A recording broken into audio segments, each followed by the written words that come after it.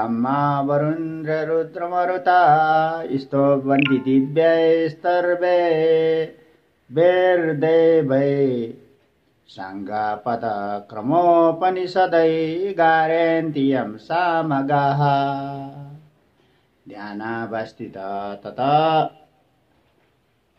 गतेन मनसा पश्यन्ति यं योगिनो यशान्तं न विदुषुरासुरगणा देवाय तस्मै नमः श्रीमत्सन्दना चर्चितजला वपु शुक्लाम्बरा मल्लिका मालालङ्कृता कुण्डला प्रविला सन्मुक्ता बलि शोभिता सर्वज्ञाना निदाना पुस्तकधरा रुद्राक्षमालाकरा वाग्देवी वनदम्बुजे वसतु मे तरलोक्यमाता चिरम् मुखं करोति वाचालं पङ्गुलगायते गिरिं यत्कृपातमहं वन्दे परमानन्दमाधवम्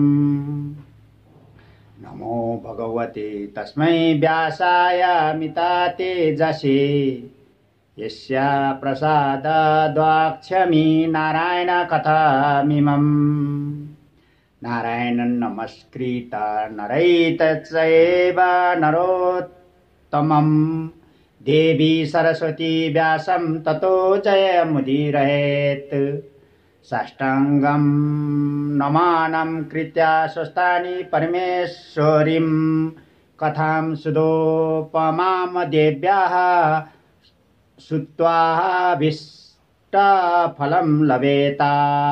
हे नमो नमः सानी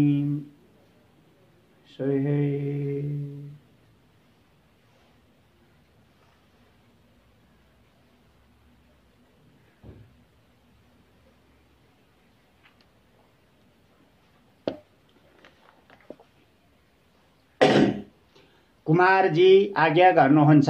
हे अगस्त्य मुनि, फेरि राजगृहमा गई दाहिने कुहिनु पतन भयो। त्यहाँ राजगृह पीठ राजगृहेश्वरी देवी उल्कामुखी योगिनी हरेश्वर महादेव उत्पत्ति भई शिवशक्ति स्वरूपले रहे। त्यस मोक्ष भूमिमा वायु आई सुगन्ध बाही तपस्या गरे। ईश्वरी प्रसन्न भई वरदान ल्याऊ भनिन्।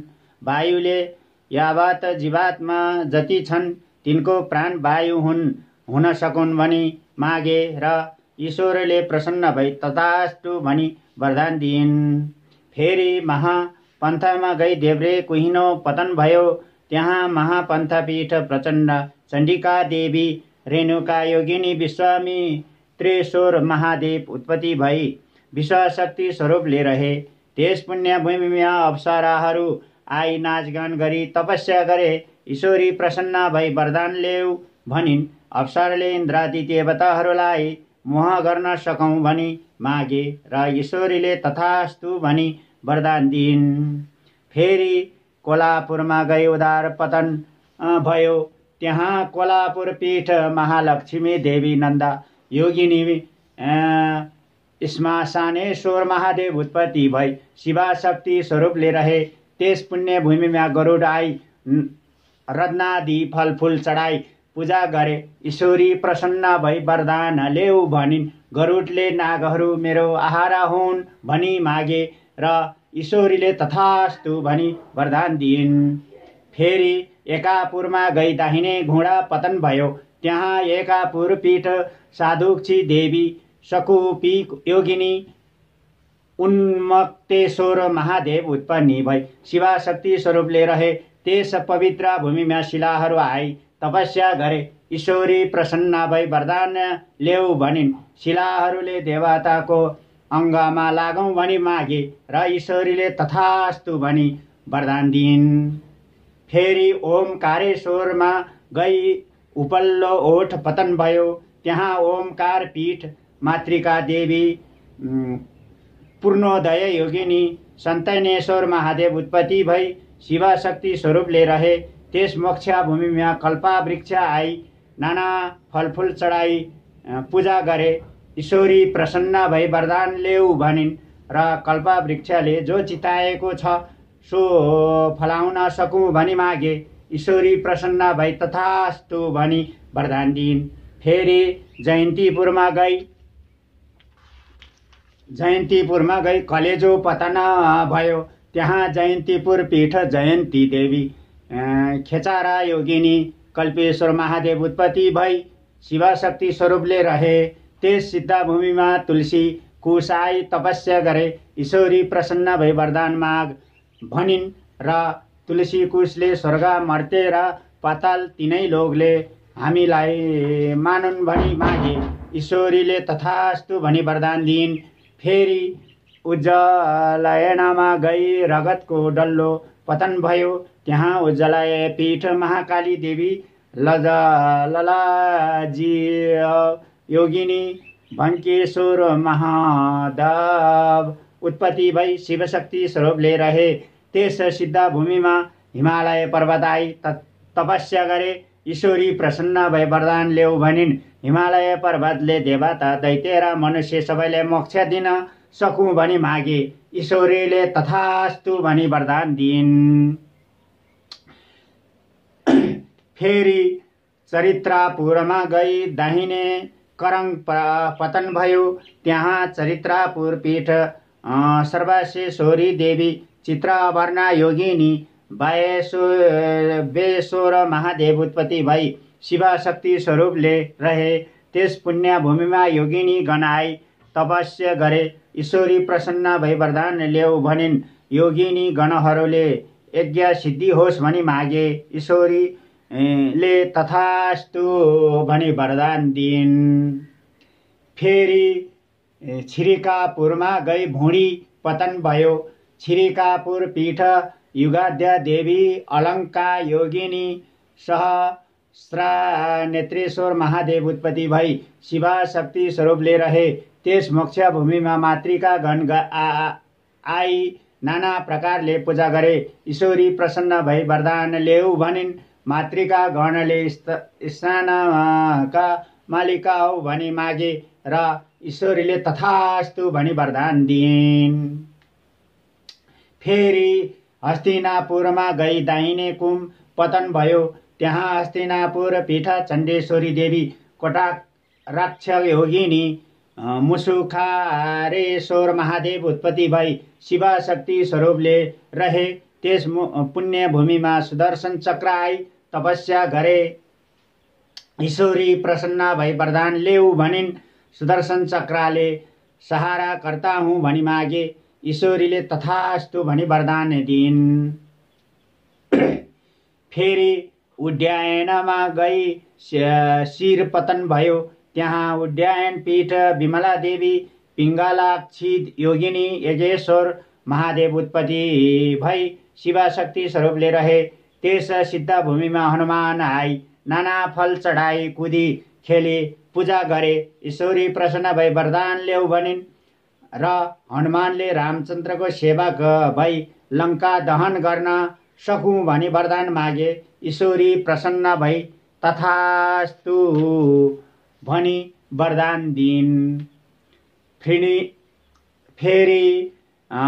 प्रयागमा गई फोक्सो पतन भयो।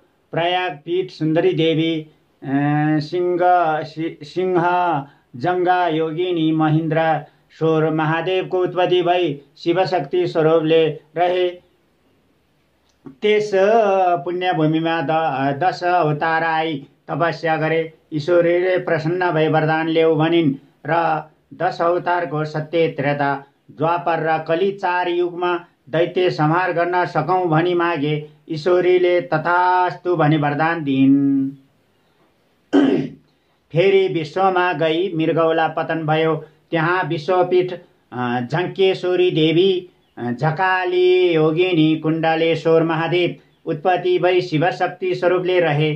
त्यस सिद्ध भूमिमा विश्वकर्मा आई नाना चित्र विचित्र गरी देवालय बनाई तपस्या गरे। ईश्वरी प्रसन्न भई वरदान ल्याऊ भनिन् र विश्वकर्माले मेरो कीर्ति सत्य त्रेता द्वापर र कली 4 युगमा स्थिर होस् भनी मागे र ईश्वरीले तथास्तु भनी वरदान दिइन्।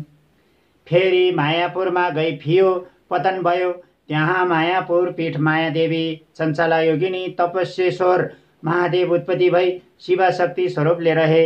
त्यस तपोभूमिमा चतुर्षष्ठी लिङ्ग आई जब ध्यान दि गरे ईश्वरी प्रसन्न भई वरदान ल्याऊ भनिन् र चतुर्षष्ठी लिङ्गले स्वयम्भू लिङ्गले रहौँ भनी मागे। ईश्वरीले तथास्तु भनी वरदान दिइन्। फेरि मल्लागिरीमा गई बाएँ कुम्पतन भयो। त्यहाँ मल्लागिरी पीठ मालिका देवी योगिनी उत्पन्नेश्वर महादेव उत्पत्ति भई शिवशक्ति स्वरूपले रहे। त्यस पुण्य भूमिमा भूत प्रेत पिशाच आई नाची खेली सेवा गरे। ईश्वरी प्रसन्न भई वरदान माग भनिन्। भूत प्रेत पिशाचले सधैँ तिम्रा नजिकमा बस्न पाऊँ भनी मागे। ईश्वरीले तथास्तु भनी वरदान दिइन्। फेरि मल्लायगिरीमा आसन पतन भयो। त्यहाँ मलाया गिरिपीठ वज्रेश्वरी देवी कोमाला योगिनी जागेश्वर महादेव उत्पत्ति भई शिवशक्ति स्वरूपले रहे। त्यस पुण्य भूमिमा सत्य आई तपस्या गरे। ईश्वरी प्रसन्न भई वरदान ल्याऊ भनिन् र सत्यले सत्यमा रहनेलाई उद्धार गर्न भनी मागे र ईश्वरीले तथास्तु भनी वरदान दिइन्। फेरि सेनामा गई मुकुट पतन भयो। त्यहाँ सेनापीठ उमादेवी अष्टवक्र योगिनी कामेश्वर महादेव उत्पत्ति भई शिवशक्ति स्वरूपले रहे। त्यस पुण्य भूमिमा आदित्यादि नवग्रह आई तपस्या गरे। ईश्वरी प्रसन्न भई वरदान ल्याऊ भनिन्। आदित्यादि नवग्रहले लाभ हानिको अधिकार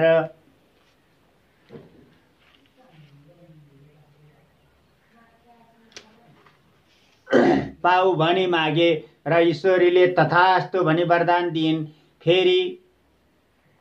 फेरि मेरुगिरीमा गई सूचिस्थान पतन भयो।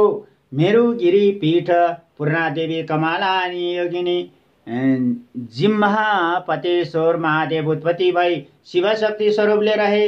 त्यस मोक्ष भूमिमा सप्ता नाग आइके हीरा मोती मणि नाना रत्न चढाई पूजा गरे। ईश्वरी प्रसन्न भई वरदान ल्याऊ भनिन्। सप्ता नागले शरीर अगम्य होस् भनी मागे र ईश्वरीले तथास्तु भनी वरदान दिइन्। फेरि महेन्द्रमा गई दाहिने तिग्रा पतन भयो। त्यहाँ महेन्द्र पीठे इन्द्राक्षी देवी ऊर्ध्वगामिनी योगिनी तारकेश्वर महादेव उत्पत्ति भई विश्व शिवशक्ति स्वरूपले रहे। त्यस पुण्यभूमिमा लक्ष्मी आई नाना द्रव्य चढाई सेवा गरिन्। ईश्वरी प्रसन्न भई वरदान ल्याऊ भनिन्। लक्ष्मीले कार्तिक कृष्ण अमावस्याका दिन सम्पूर्ण लोकले पूजा गरी सम्मान गरून् भनी मागिन्। ईश्वरीले तथास्तु भनी वरदान दिइन्। फेरि बानरपुरमा गई बाएँ तिग्रा पतन भयो। त्यहाँ बानरपुर पीठ कामेश्वरी देवी भेरुण्डा योगिनी वेदान्तेश्वर महादेव उत्पत्ति भई शिवशक्ति स्वरूपले रहे। त्यस मोक्ष भूमिमा कमला आदि नाना पुष्प आई सुवासना दि र तपस्या गरे। ईश्वरी प्रसन्न भई वरदान ल्याऊ भनिन्। कमला आदि फूलले पूजा कालमा प्रसन्न होस् भनी मागे र ईश्वरीले तथास्तु भनी वरदान दिइन्। फेरि हिरण्यपुरमा गई सुनास्थान पतन भयो। त्यहाँ हिरण्यपीठ नवरतेश्वरी देवी त्रिपुरेन्द्र योगिनी नारदेश्वर महादेव उत्पत्ति भई शिवशक्ति स्वरूपले रहे। त्यस पुण्य भूमिमा सरस्वती आई अनेक स्तुति गरिन्। ईश्वरी प्रसन्न भई वरदान ल्याऊ भनिन्। सरस्वतीले यावत जीवात्मा जति छन् तिनका बोलीमा मेरो बास होस् भनी मागिन्। ईश्वरीले तथास्तु भनी वरदान दिइन्। फेरि महालक्ष्मीपुरमा गई बाएँ करङ पतन भयो। त्यहाँ लक्ष्मीपुर पीठ कमलाक्षी देवी दिगम्बरा योगिनी त्रिकुटेश्वर महादेव उत्पत्ति भई शिवाशक्ति स्वरूपले रहे।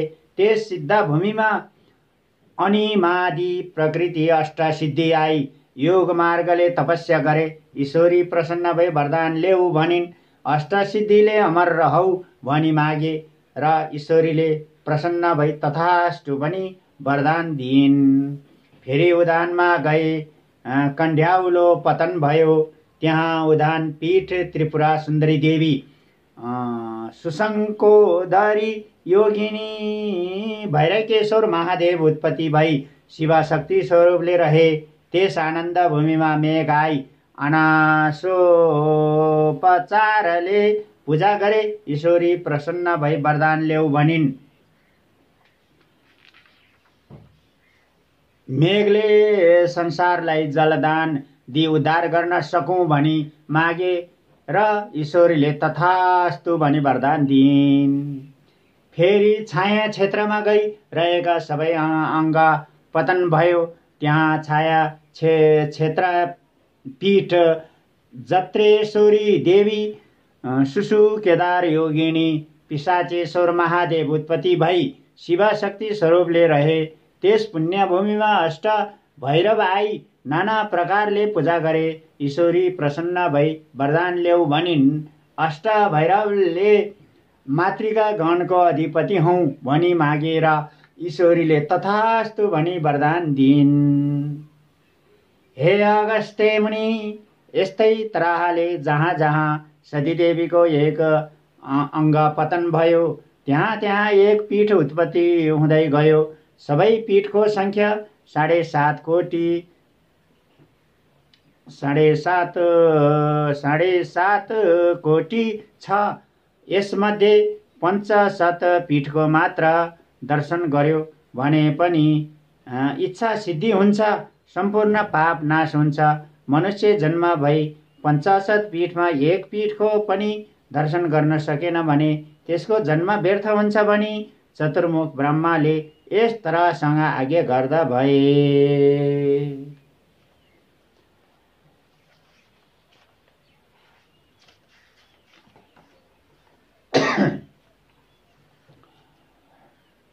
ओम उपनायातु मंगलवा सकल जगन्मंगलालया श्रीमान दिनकर किरण निबोधित नव नलिन दलिने वेक्षणा श्री कृष्ण काली वर्षातु पर्जन्य पृथ्वी शाक्य शालिनी देशोऽयं क्षोभारहितो ब्रह्मणः सन्तु निर्भया अपुत्रा पुत्रिणा सन्तु पुत्रिणा सन्तु पौत्रिणा निर्धना सदना सन्तु जीवन्तु शरदं शतम् तत्रैव गंगा यमुना च तत्र गोदावरी सिन्धु सरस्वती च तीर्थानि सर्वाणि वसन्ति तत्र यत्राचितोदर कथा प्रसंगा या कुन्देन्दु तुषारा हरधवला या शुभवस्त्रावृता या वीणा वरदण्ड मण्डिता करा या शोतापस्मासना या ब्रह्माच्युत शङ्कर प्रभृति निर्भिर्देवै सदा वन्दिता सामं पातु सरस्वती भगवती निशेषजाड्यापहा